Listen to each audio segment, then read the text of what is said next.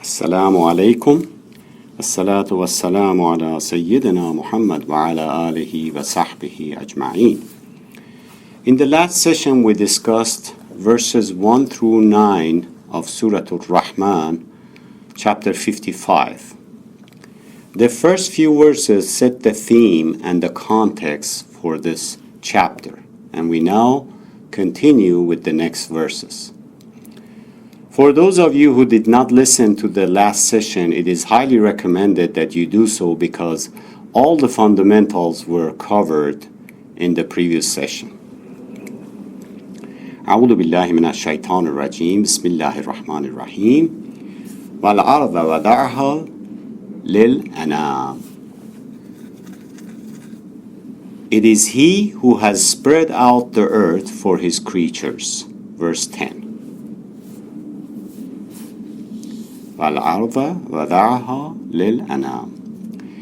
He has set the world with all its natural resources for the mankind and with mankind's interest in mind. Other verses in the Quran go into more details like, it is He who has made for you the earth like a cradle, has enabled you to go about therein by roads and channels, and has sent down water from the sky with which we bring forth various pairs of plants. Eat and let your cattle graze.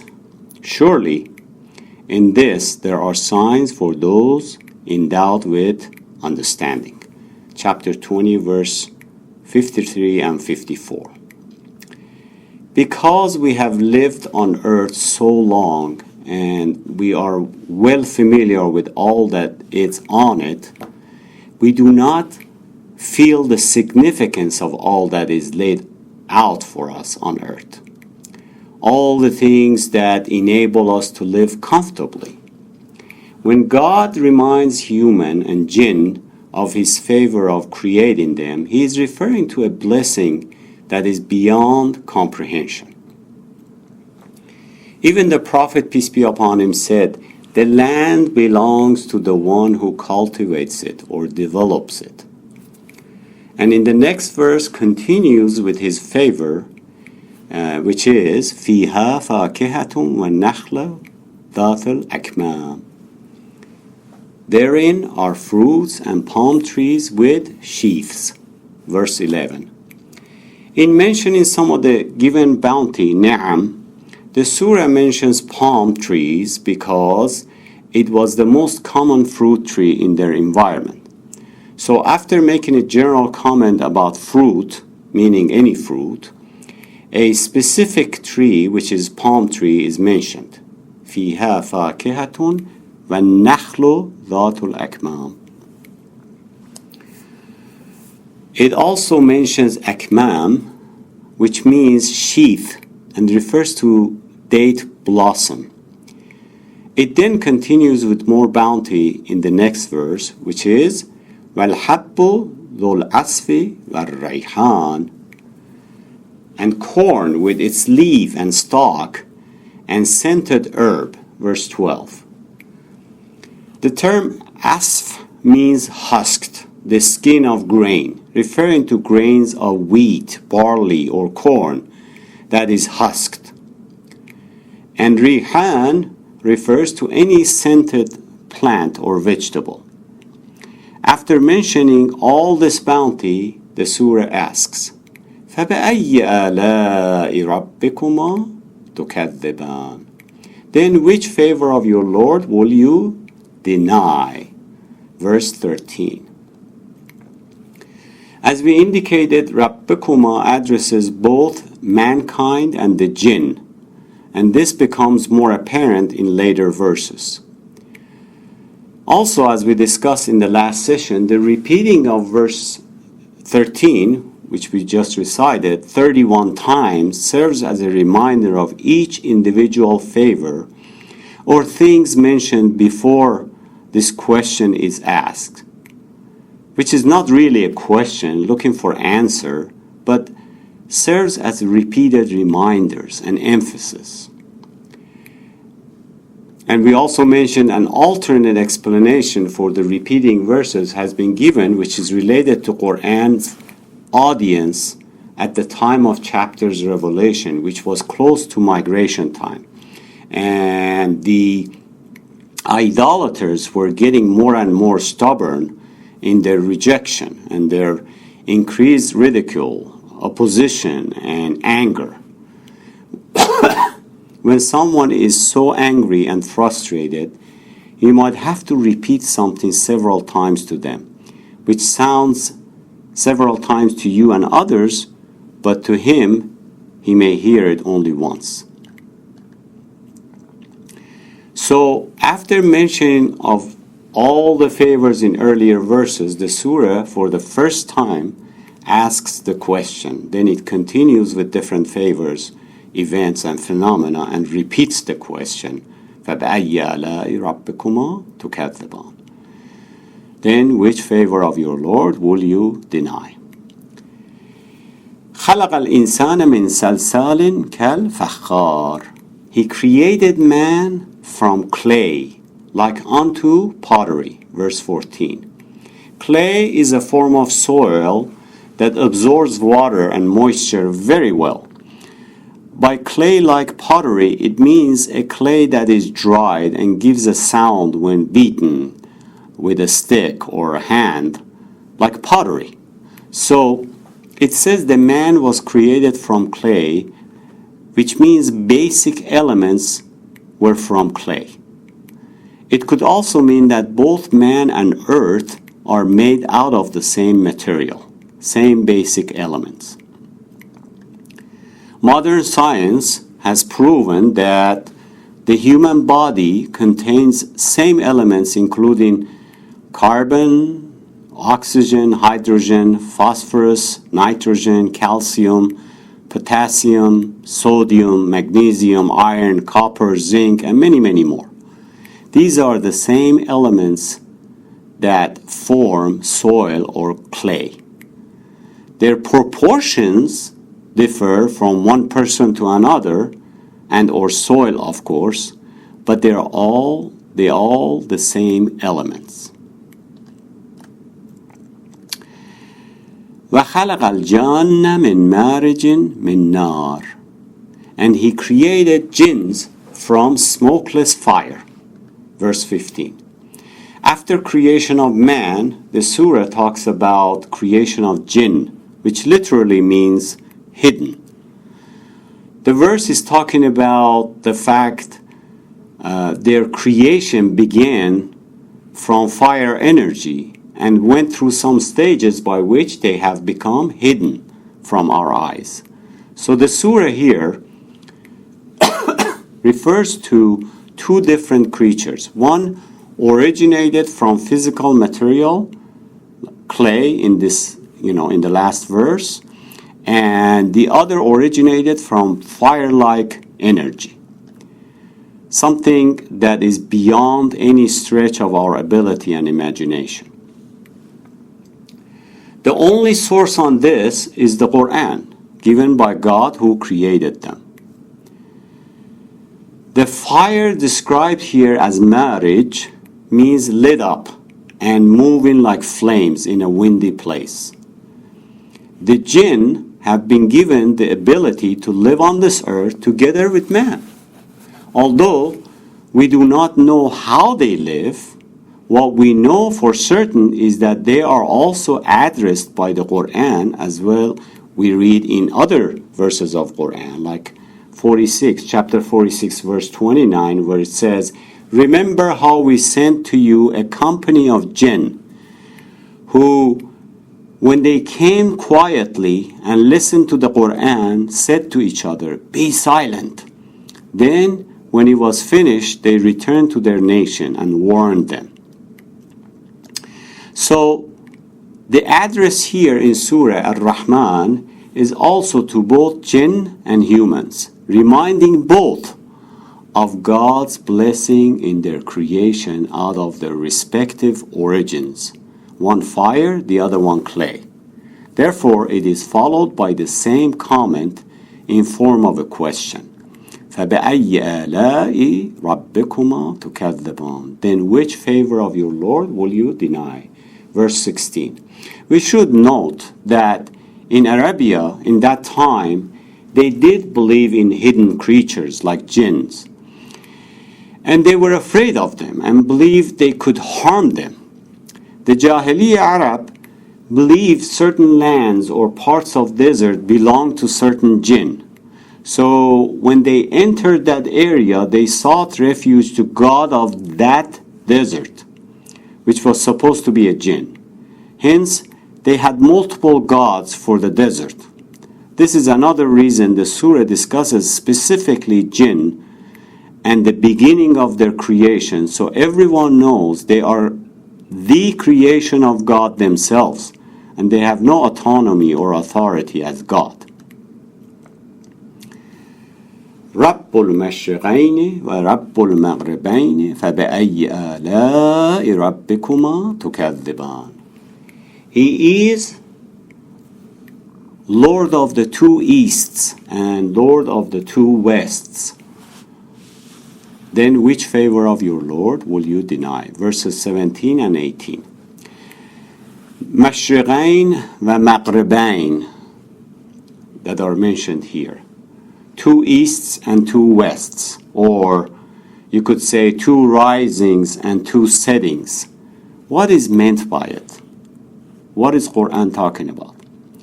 There are three interpretations for this. Number one, on a round or spherical planet like Earth, standing anywhere on it, the west of the place that you're standing is east for another place. And its east is another place's west. With this view, you have two easts and two wests. One of the part of the planet, one side of it is dark when there's light in another part. Number two, we can interpret the longest day and the longest night in the summer and the winter, each having their own mashriq and maghrib, east and west, total of two wests and two easts. And all other days are in between. In other words, the verse may also be understood as reference to two different positions of sunrise and sunset in summer and winter, respectively. Number three says that the two rising and the two settings may refer to the rising and setting of the sun and the moon, considering the fact that both have already been mentioned in the surah as part of God's blessings. Whichever the case, this reference fills our heart with great feelings of God's presence. Wherever we turn to or move, and wherever we look on the wide horizon, we see God there. Wherever something rises or sets, there is God, Ar Rahman. Then says the one who created both rises and sets, and all that which exists because of these two easts and wests, then which favor of your Lord will you deny? They bring much good to all inhabitants of the earth. We see how life begins with the sun rising, which also needs the sunset.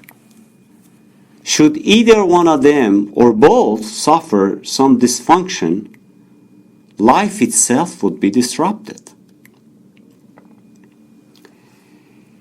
مرج البحرين يلتقيان بينهما برزخ لا يبغيان.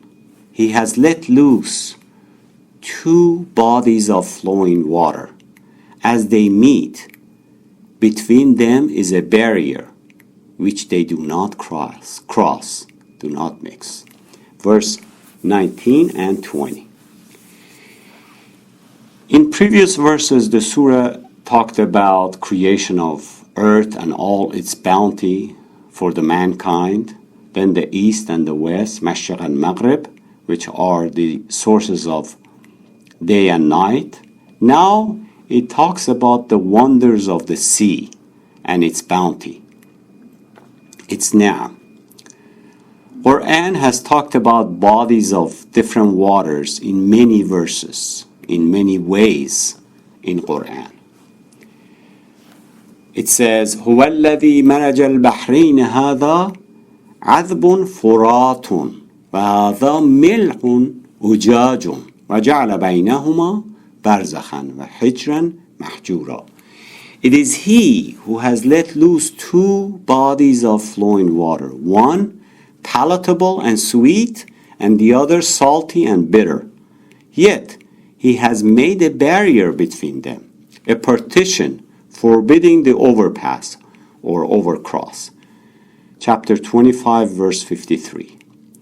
In another verse we read, أَمَّنْ جَعَلَ الْأَرْضَ غَرَارًا وَجَعَلَ الْخِلَالَهَا أَنْهَارًا وَجَعَلَ لَهَا رَوَاسِيَ وَجَعَلَ بَيْنَ الْبَحْرَيْنِ حَاجِزًا. Who has made the earth firm to live in, made rivers in its midst, set thereon mountains immovable, and made a separating bar between the two bodies of flowing water. Chapter 27, verse 61. Yet in another verse we read, nor are the two bodies of flowing water alike, the one palatable, sweet, and pleasant to drink, and the other salty and bitter. Yet from each kind of water you eat fresh and tender meat. Chapter 35, verse 12. In all above verses, Quran talks about two seas, one sweet and palatable, and the other salty and bitter, that do not mix due to a barrier. And both contain resources like fish and gems, as also indicated in verse 22 of Surah Ar Rahman.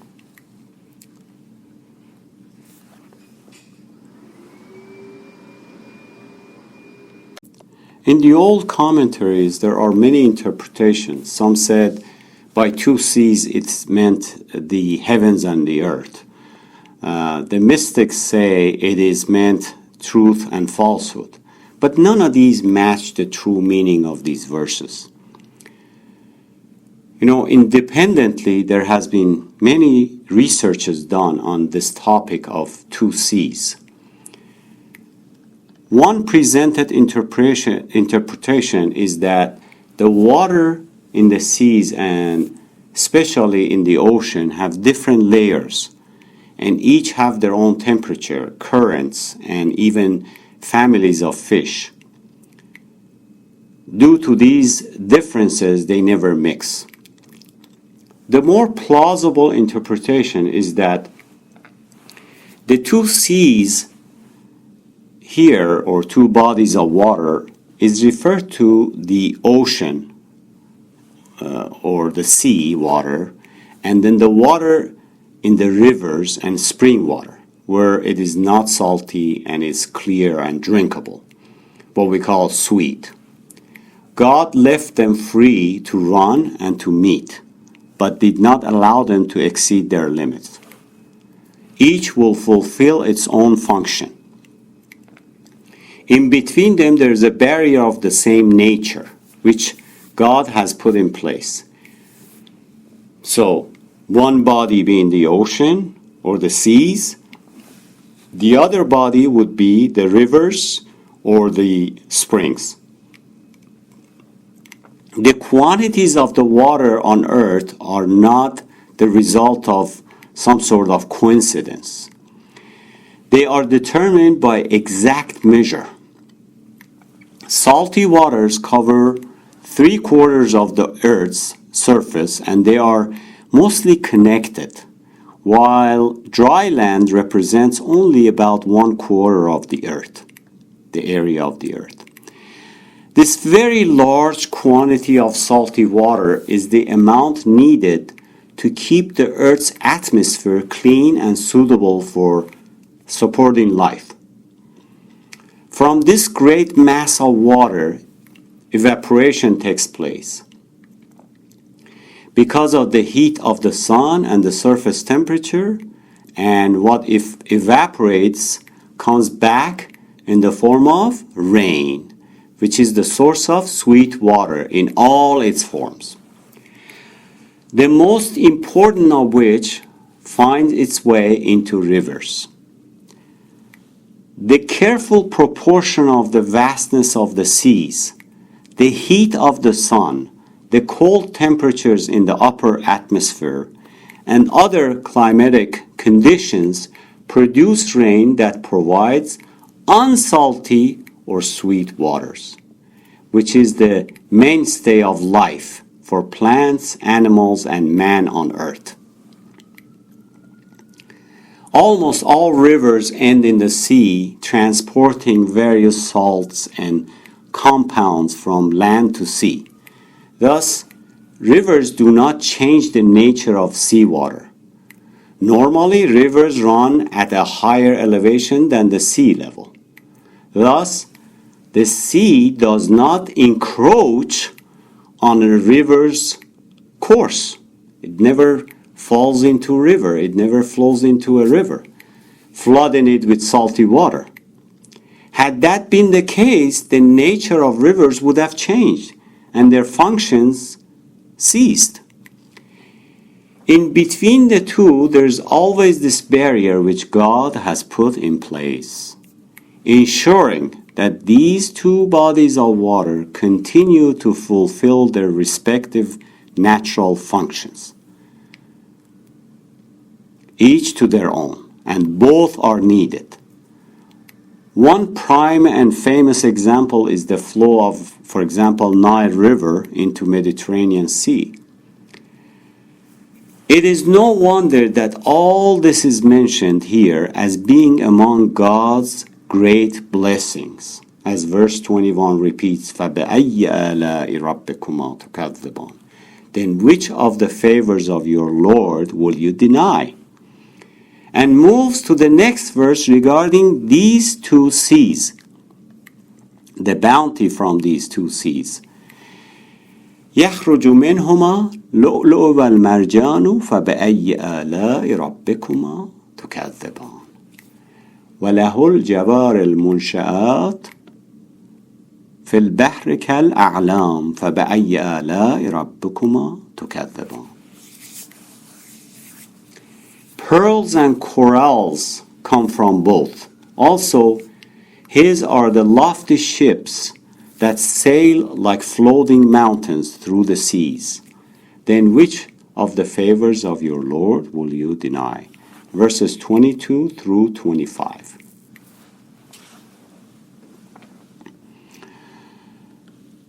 Verse 22 shows that even in prophets' time, they did extract gems like pearl and coral from the sea, perhaps at smaller depths than today.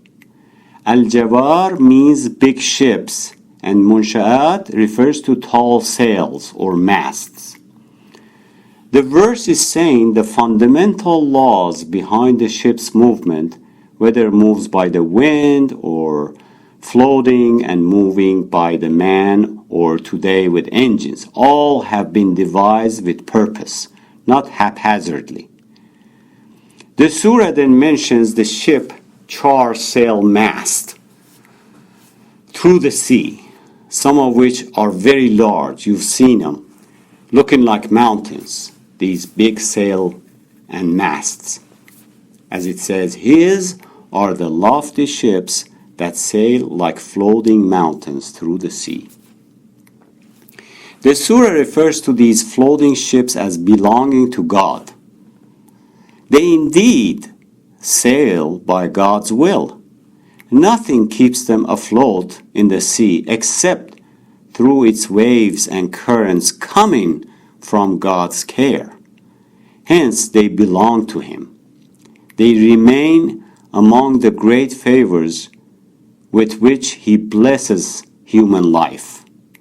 They provide a means of livelihood, transportation, and comfort that people cannot deny. One might say, Well, we do not use wind or man's muscle to navigate and move the ship anymore. We use engines. The verse is referring to big ships with huge masts and sails, which is what they had in those days and Arabs could identify with. However, the verse does not limit it just to sailboats and is not talking about what moves, the mechanism that moves the ship. Those are in other verses. It is referring to two seas, and the context is water in the seas. Imagine there were no seas or oceans, hence no ships. Can you imagine how many trucks it would take and how long to move merchandise from one side of the world to the other? Especially heavy items like cars and large quantities of liquid like oil. How many trucks or trains would it take to ship cars from Japan or oil from Middle East? And how long would it take to get the same number or volumes that today we get with ships? Allah says, I made the body of the water for you to sail through for business or pleasure. I made bodies of water for you to extract beautiful gems like pearl and corals. I made the body of water for you to fish. In some seas and rivers I put sweet water for you to drink from, for your animals and for your farm. Then, which of the favors of your Lord will you deny? Who beside Ar Rahman can give you all this bounty, ni'am, non-stop with care and attention? Now the eternal. كل من عليها فان ويبقي وجه ربك ذو الجلال والإكرام فبأي آلاء ربكما تكذبان. All that is on earth will perish, will pass away, but will remain forever the constance of your Lord, essence of your Lord, full of majesty, bounty, and honor. Then which of the favors of your Lord will you deny? The term wajhu here has been translated as face, but it really means as his zat or essence, which is what? Everlasting. After explaining parts of his grace and bounty in earlier verses, the surah now draws our attention to the fact that all this bounty, ni'am, all these different types of creatures will inevitably die, perish, will pass on. The only one who is eternal and to whom all glory and majesty belong to is Allah. And that while enjoying these favors, of course, people's trust and reliance should be on Ar Rahman himself, whose essence is everlasting, full of majesty and benevolence. You know, all sounds become hushed. Just imagine, picture this. All sounds become hushed, quiet. Breathing stops. Limbs stop moving. The air of death spreads over all living creatures, stopping every move throughout the heavens and earth. Only the majesty of eternal face overshadows all creatures, time, place, and the entire universe. Human expression cannot imagine the scene. The Quranic text here gives us a feeling of humble tranquility, complete silence, and total majesty. It paints a picture of total emptiness that leaves the whole universe motionless after it had been bustling with life. Yet, it instills in us an image which we cannot understand from our experience. The same comment is added as the surah considers the full understanding of this fact to be wanted a reminder. Then which of the favor of your Lord will you deny? يسأله من في السماوات والأرض كل يوم هو في شأن فبأي آلاء ربكما تكذبان. Every creature in the heavens and on the earth seeks its needs from him. Every day he is upon an affair. He conducts according to his eternal determination. Then which of the favor of your Lord will you deny? Verses 29 and 30. The word يسأله here does not mean asking a question. It means a formative question, takwini question. The verse is saying every creature's natural request is answered. Whatever our needs in the nature, Ar Rahman responds or already provided. In Surah Ibrahim, Quran says, وَآتَاكُمْ مِنْ كُلِّ مَا سَأَلْتُمُوهُ وَإِن تَعُدُّوا نِعْمَةَ اللَّهِ لَا تُحْصُوهَا. He has given you everything that you asked him, for if you count the blessings of Allah, you will never number them. You will never be able to count. Chapter 14, verse 34. They all appeal to him alone because he is the only one to receive such requests. All else will perish. All else will be gone. So they cannot be addressed with such appeal. Anyone who appeals to someone other than God is utterly in error. What can a creature that will inevitably die himself do to another who will also die or perish? What can one in need give to another who is also in need? All glory to him. He shows himself every day in a different way. This universe, the limits of which are unknown to us, is in its entirety subject to his will, functioning under his control. Such control applies generally to universe as a whole and applies at the same time to every individual creature on its own and to every organ, cell, and molecule in every individual. He gives everything its due, assigns to its function, and watches how it fulfills that function. Look at all the parts of your body that are working to fulfill a function and also working together.